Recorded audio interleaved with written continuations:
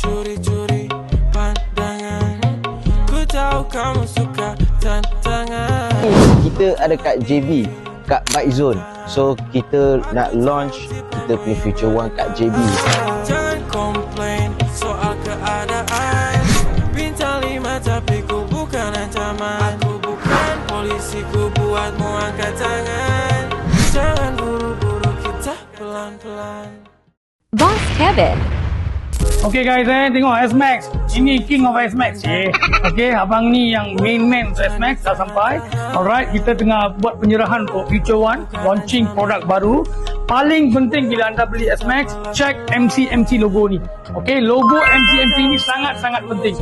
Alright, kalau ni tak ada, bukan set Malaysia, waranti apa semua takkan dilayan nanti. Alright, so ingat, jangan beli nak murah, lepas tu beli yang China ke, Japan ke, Indonesia ke, lepas tu tak boleh claim waranti, susah. So datang ke dealer SAR kami, ataupun dealer SAR S-Max, okay, boleh hubungi kami untuk dapatkan set ori daripada Malaysia. Itu saja saya Boss Kevin, Mr. Andy, ciao. Jadi jangan komplain soal keadaan. Bintang 5 tapi ku bukan ancaman. Aku bukan polisi, ku buatmu angkat tangan. Jangan buru-buru, kita pelan-pelan. Curi-curi pandang, jangan ditahan-tahan.